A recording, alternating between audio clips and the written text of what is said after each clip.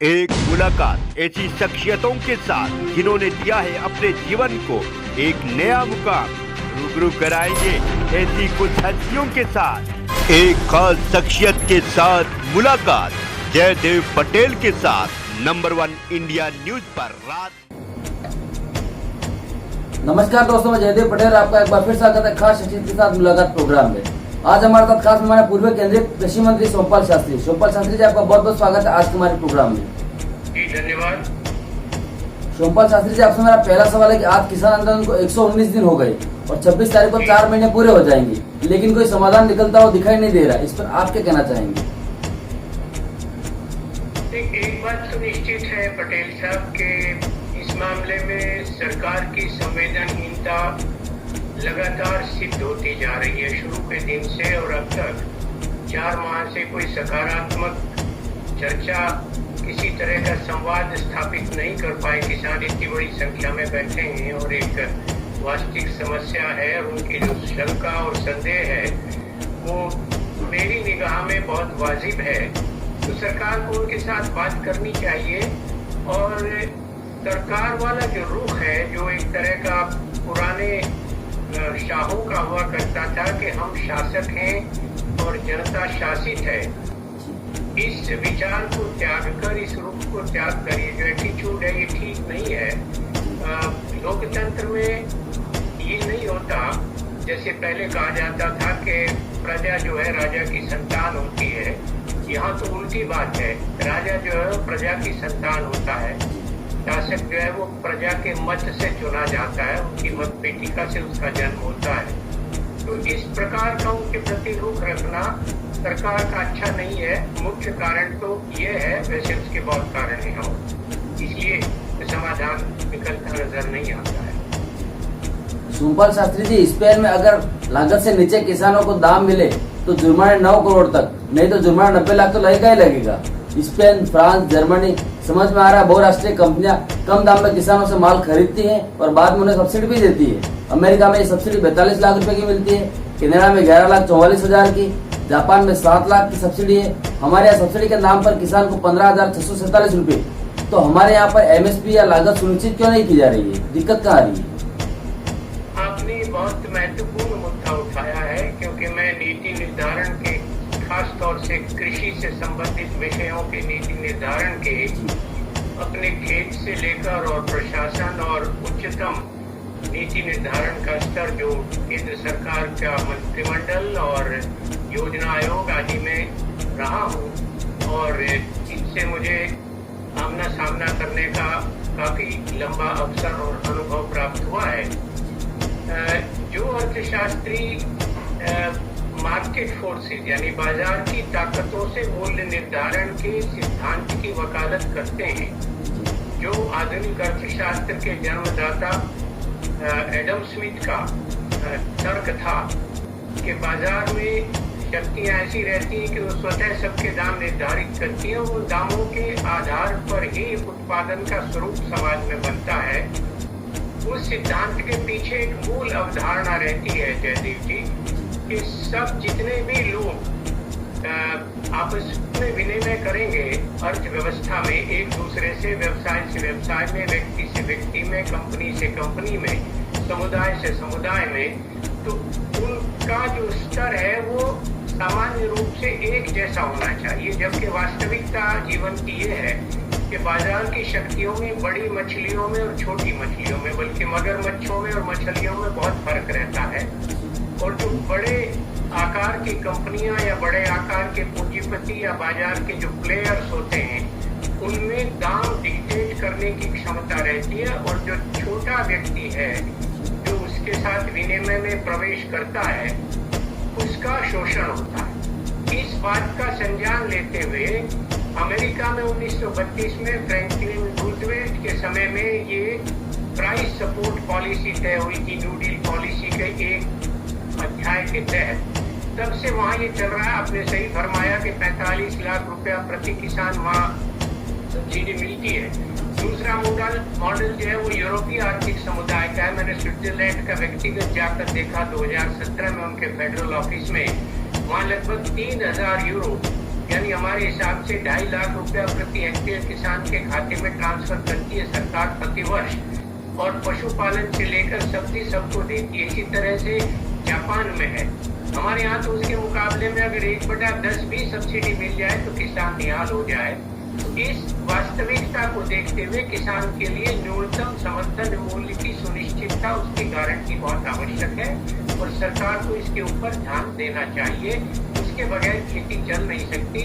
और ये जो अर्थशास्त्री तर्क देते हैं कि अंतर्राष्ट्रीय बाजार में मूल्य कम है, यदि हमने इनको ज्यादा मूल्य दिया तो WTO की प्रणाली के तहत, उसकी नियमावली के तहत हमको आयात करने के ऊपर बाध्य होना पड़ेगा। ये बिल्कुल खोटा तर्क है, क्योंकि उन लोगों को इतनी सब्सिडी मिलने के बाद उनको तो कम बेचने की सुविधा, उनकी गुंजाइश होती है। भारत के किसान को तो न्यूनतम समर्थन मूल्य भी नहीं मिलता। तो इस तरह से ये तर्क जो है बिल्कुल असंगत है, इररिलेवेंट है भारत के संदर्भ में। और मुझे ये बात जानकारी है कि ये जो तथाकथित बाजार के समर्थक और वैश्वीकरण के समर्थक हमारे अर्थशास्त्री हैं, जो सरकार को परामर्श देते, हमारे समय भी देते थे, वो अंतर्राष्ट्रीय लॉबीज और पूंजीपतियों की लॉबी के लिए काम करते हैं। मेरे पास इसकी पक्की सूचना है, सार्वजनिक रूप से कहना उसमें अच्छा नहीं लगता नाम लेना।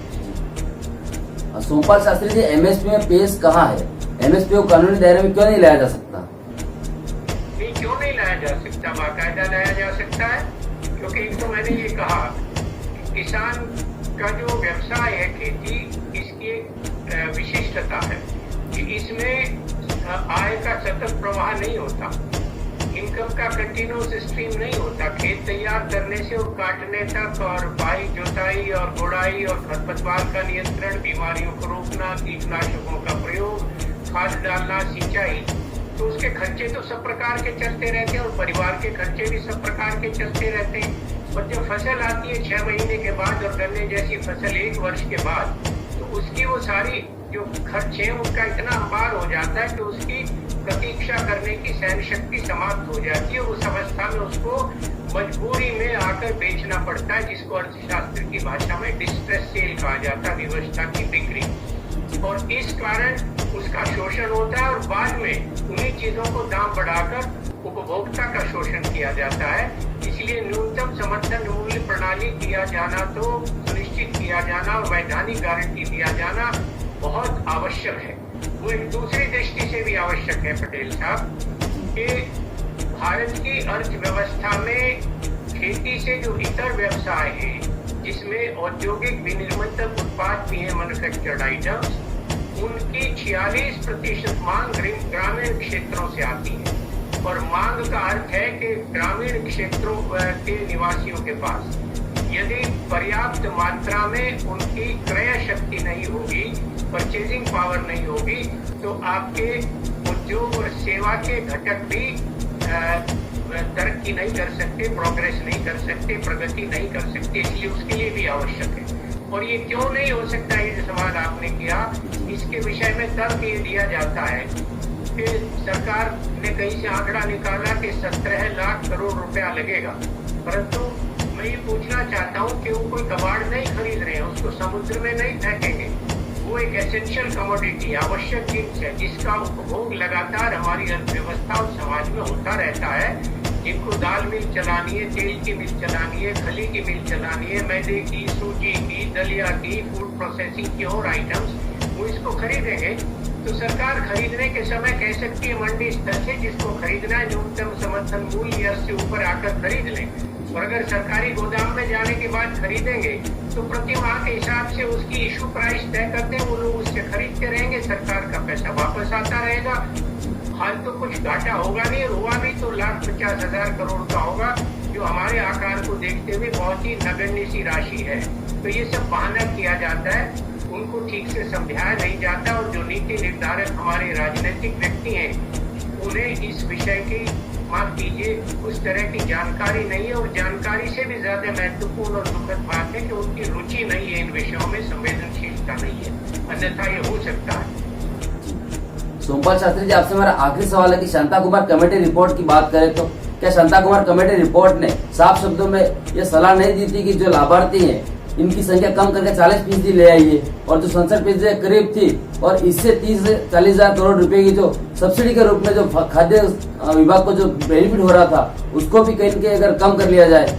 और वही शांता कुमार रिपोर्ट की FSCI को धीरे धीरे से डिसमेंटल कीजिए। जो अगर देखा जाए तो जिस प्रकार से खरीदी है उसको हमारी एजेंसी में से लीड कर रही है, उसको भी तो इस चीजों का डर है किसानों का। देखिए, अगर इस तरह से एक एक चीज FCI को डिसमेंटल करने की शांता कुमार समिति ने सिफारिश की, और एक उनकी फाइंडिंग ये थी कि केवल 6 या 7% किसानों को न्यूनतम समर्थन मूल्य प्रणाली का लाभ मिलता।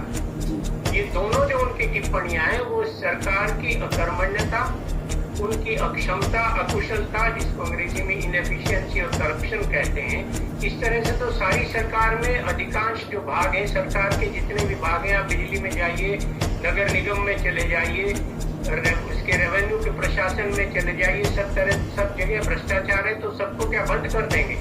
अगर आप में उसमें कमी है, खामी है उसके कार्य प्रणाली में, तो उसको दुरुस्त किए जाने की बात है। और ये जो 6-7% को लाभ मिलता है, ये तो इस बात का सूचक है कि सरकार न्यूनतम समर्थन मूल्य प्रणाली को उस रूप में क्रियान्वित करने में असफल रही है जिसमें करना चाहिए था। उसका सबसे बड़ा सबूत ये है जयदेव जी कि पंजाब हरियाणा की मंडियों में तो किसानों का लगभग जितना भी माल आता है सारा खरीदा जाता है। मेरा गांव यूपी में है, जमुना के बिल्कुल किनारे पर, हरियाणा से लगता हुआ मेरे से आधा किलोमीटर पर हरियाणा शुरू हो जाता है। तो वहां जब सारा माल खरीदा जाता है तो बड़ौर तो छपरौली और इन मंडियों में क्यों नहीं खरीदा जाता?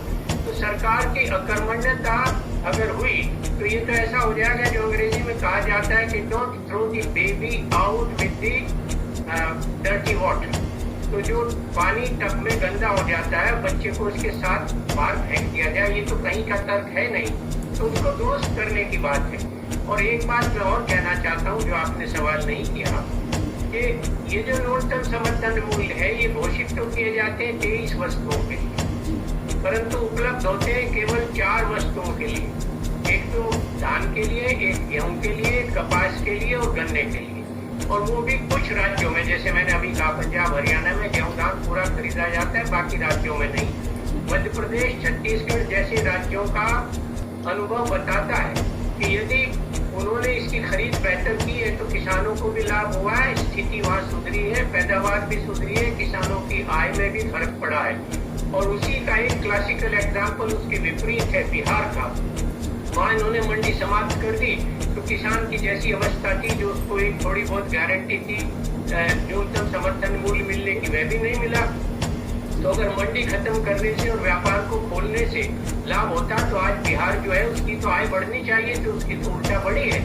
एक बिंदु और है जयदेव जी, आगामी जितनी भी आप चर्चा करें विशेषज्ञों से, हम जैसों से, उसमें एक बात और जोड़िए कि ये जो न्यूनतम समर्थन मूल्य घोषित किए जाते हैं 23 वस्तुओं के, और उनमें से केवल 4 के मिलते, वो भी कुछ राज्यों में, उसी का प्रतिबिंब 6-7% के रूप में जो फाइंडिंग आई है इसकी शांता कुमार कमेटी की, उसमें परिलक्षित हो रहा है। एक तो इन सबका मूल्य जब घोषित करती है सरकार तो उसका ये कर्तव्य है कि नहीं पवित्र की वह सबकी खरीद करे, नहीं तो दिखाने के लिए घोषित करने का क्या लाभ है। दूसरी बात, ये जो 23 कमोडिटी है, 23 जिनसे, ये केवल 30-32% भाग है सकल घरेलू उत्पाद का खेती के। बाकी जो है वो पेरिशेबल कमोडिटी से आता है, जिसमें मुख्य भूमिका है दूध की, जिससे 28% आय हासिल होती है, और बाकी सब्जी, फल और मछली, अंडा, मुर्गी आदि हैं। तो इन सब का भी मेरा सुझाव ये है, या आगामी चर्चा में आप सबसे चर्चा भी करिए, क्योंकि ये कहा जाता है कि सरकार मान लीजिए अनाज को, तिलहन को, दाल को तो खरीद लेगी, इन पेरिशेबल कमोडिटी को खरीद कर कहाँ रखेगी, परंतु उन्हें खरीदने की आवश्यकता नहीं है। सरकारी मंडियों की जरूरत है भारत में 42,000 से 45,000 है, कुल 6-7 हजार। तो सरकार एक पूरे राष्ट्र के लिए एक कार्यक्रम बनाए जिसमें पूरे राष्ट्र के 12, 15, 20 गांवों के समूह में एक मंडी हो, और उस मंडी में इन सब्जियों के, फलों के, दूध के, इन सब के दाम, इनकी लागत का आकलन करके, जो कि विश्वविद्यालयों के पास और अर्थ विभाग जो है भारत सरकार के और कृषि विभाग के, उन सबके पास इनकी लागत है प्रति लीटर प्रति किलो, तो वहां से बोली खुलनी शुरू हो जाए। जैसे उदाहरण के तौर पर मैं अपनी बात समाप्त करूंगा ये बात कहकर, प्याज का जो आजकल लागत आ रही है, ये मुझे कृषि मंत्रालय के उच्चतम अधिकारी ने बताया, 16 रुपया प्रति किलो आ रही है।